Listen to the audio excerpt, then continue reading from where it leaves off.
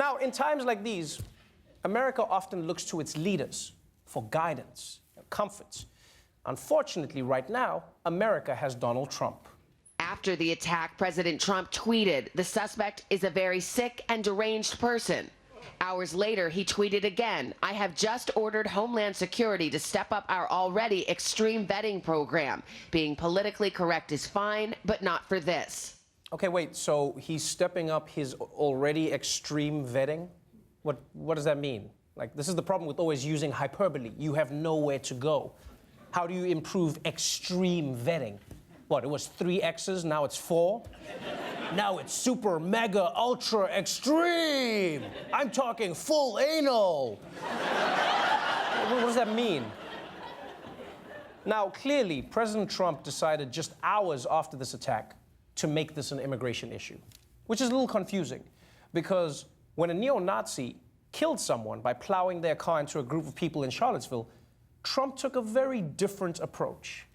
Let me ask you, Mr. President, why did you wait so long to last neo-Nazi? I wanted to make sure, unlike most politicians, that what I said was correct, not make a quick statement. You don't make statements that direct unless you know the fact.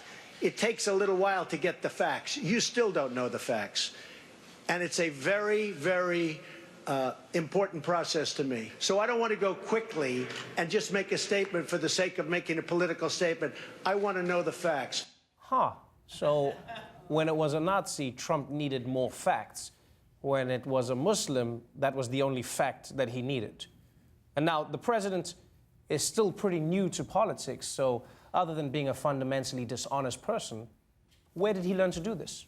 Well, from the same place that he learns everything, the Trump Intelligence Briefing, aka Fox News. It's interesting to see how Fox's feeling about politicizing an attack depends on whether it furthers their narrative. And we don't have to look far. For instance, just a month ago, after Vegas, a mass shooting by a white guy, Fox's reaction was the polar opposite of how they're reacting after New York, a terror attack by a Muslim immigrant. In the midst of tragedy, the rush to politicize the worst shooting in American history is shameful. Now, the left has no shame. What about people that are here that we never vetted?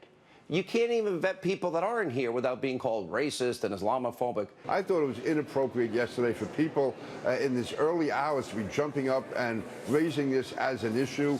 Let's wait a few days, see what happened. As far as the vetting, I agree. We do have to have improved vetting, increased vetting. The bodies are still warm and people are exploiting this for their own partisan gain. Sadly, this event just reinforces all the efforts the president has made with regards to reforming immigration, the extreme vetting. It's just not the time to dive into the politics and try to score political points. This guy who committed this crime, assuming that he did commit this crime, his entire family should be deported.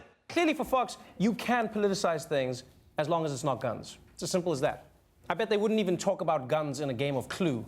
It was Colonel Mustard in the study with the... You know what? It doesn't really matter. Yeah, it doesn't matter what weapon he used. The point is, people are dead and it's time to move on. Let's bring out the Monopoly. Come on, let's move on.